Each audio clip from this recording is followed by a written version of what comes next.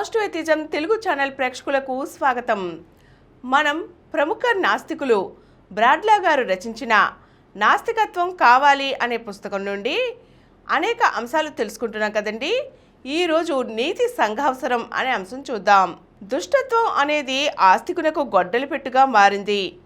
బాధ, దుఃఖం, నేరం, దారిద్ర్యం అనేవి దేవుడు పరిపూర్ణుడు, సర్వజ్ఞుడు, సర్వశక్తివంతుడు అనే శాశ్వత సద్భావాన్ని గురించి వాదించే ఆస్తికునకు ఎదుర్కొనలేని సవాళ్లు విసురుతున్నాయి. దుష్టత్వానికి దేవుడైనా కారకుడై ఉండాలి, లేదా అది స్వతసిద్ధంగానైనా వస్తూ ఉండాలి. దుష్టత్వమునకు దేవుడే కారకుడైనట్టయితే పరిపూర్ణుడు కాడు కనుక దుష్టత్వమునకు కారకుడు కాదు. దుష్టత్వము దేవుని ఎదురించి నిలబడినట్లయితే దేవుడు సర్వశక్తిమంతుడు కానేరడు కనుక దుష్టత్వము స్వతసిద్ధంగా ఉండలేదు. దేవుడు పరిపూర్ణుడైనట్లయితే దుష్టత్వాన్ని నాశనం చేయుటకు సంకల్పిస్తాడు. కానీ దుష్టత్వం పోకుండా ఉండుట తన నివారణకు దేవుని సంకల్పాన్ని, దేవుని శక్తిని ఖండిస్తున్నది. దుష్టత్వానికి ఒక మొదలైనా ఉండాలి, లేదా అది శాశ్వతమైన అయి ఉండాలి. ఆస్తికుని వాదన ప్రకారం దుష్టత్వానికి శాశ్వత రూపం లేదు. ఎందుకనగా దేవుడొక్కడే శాశ్వత రూపి. దుష్టత్వానికి మూలం లేదు. ఎందుకంటే మూలం ఉంటే దేవుని నుండైనా ఉద్భవించాలి, లేదా ఇతరత్ర దేని నుండైనా ఉద్భవించాలి. ఆస్తికుడు చెప్పినట్టుగా దుష్టత్వం దేవునిలో నుండి ఉద్భవించి ఉండదు. ఎందుకంటే దేవుడు పరిపూర్ణుడు. పరిపూర్ణత్వం నుండి దుష్టత్వం ఉద్భవించదు. దేవుని నుండి కంటే ఇతరత్ర దుష్టత్వం ఎక్కడి నుండి ఉద్భవించలేదు. ఎందుకంటే ఆస్తికుడు చెప్పినట్లుగా దేవుడు అనంతరూపి. ఈ పొలిమేరలు లేని అనంతత్వమును దాటిపోవుట అసంభవం. నీతి అనే సమస్య నాస్తికునకు వేరొక రూపంలో కనబడుచున్నది. జీవిత సూత్రాలు, విజ్ఞానంపై ఆధారపడిన ప్రవర్తన ప్రస్తుత ప్రతి అవినీతిని అరికట్టగలదనియు, మన విజ్ఞానం ఇనుమడిస్తున్న కొలది అవినీతి తలెత్తకుండా చేయగలమనియు నాస్తికుడు నొక్కి చెబుతాడు. నేరాన్ని అదుపు చేయడానికి దైవ విశ్వాసం అవసరమని కొందరు అంటారు. పాపభీతి లేకుండా ఉండే నాస్తికుడు హత్య చేయవచ్చును, అబద్ధమాడవచ్చును, దొంగిలించవచ్చును అని నిరాధారంగా పేర్కొంటారు. ఈ వాదనలోని నిజానిజాలు తేల్చుటకు ఆస్తికులు ఎప్పుడైనా దొంగిలిస్తారా అని ప్రశ్న అడిగితే తప్పు అనిపించుకోదు.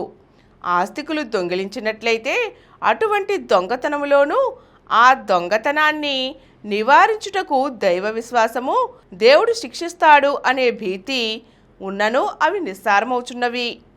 ఆస్తికులు ఎప్పుడైనా అబద్ధమాడుతారా, హత్య చేస్తారా?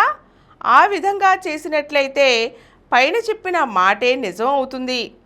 చిన్న నేరాలతోనే ఆస్తికత్వం వీగిపోతే ఇక పెద్ద నేరాల సంగతి చెప్పేదేముంది? పై వాదన చేసేవాడు వివిధ మార్గాల్లో మానవులందరూ సుఖాన్ని అన్వేషిస్తున్నారని షరతు గొనరు. అజ్ఞానులు, మూర్ఖులు సుఖప్రాప్తికి సరైన మార్గాన్ని వదిలి తప్పుడు మార్గాన్ని తొక్కుతారు. సుఖప్రాప్తికి సక్రమ మార్గాన్న పోవుట గురించి మానవ కోటికి ప్రబోధించిన నేరము, తప్పు అనే సొంత గొంతులలోనికి వారిని పోనీయక కాపాడవచ్చునని నాస్తికుల అభిప్రాయము.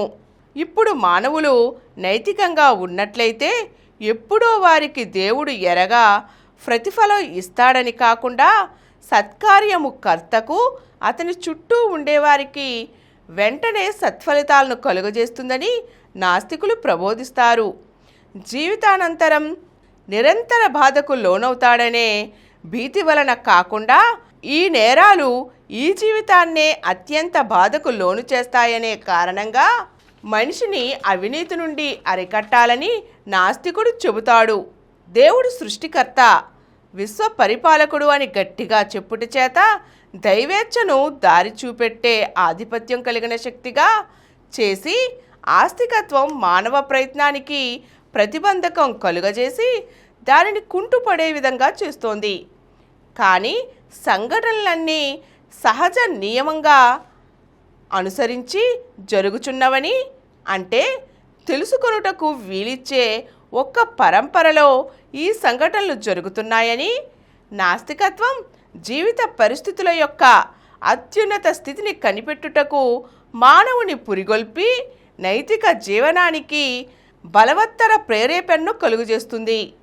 మరణశయ్యపై పశ్చాత్తాపం పొందే దుష్టునికి భావి సౌఖ్యం పొందేలాగున ఆస్తికుడు చేస్తూ ఉంటే, పశ్చాత్తాపం ఎప్పుడో పొందనవసరం లేకుండా సన్మార్గంలోనే జీవించడానికి శాయశక్తులా ప్రయత్నించే వారికి ప్రస్తుతం తప్పక సుఖం కలుగుతుందని నాస్తికుడు తన అభిప్రాయం తెలియచేస్తాడు.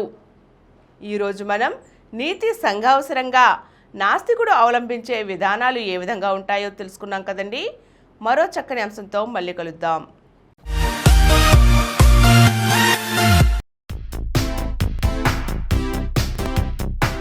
ఈ కార్యక్రమం మీకు ఎంతో నచ్చింది కదా.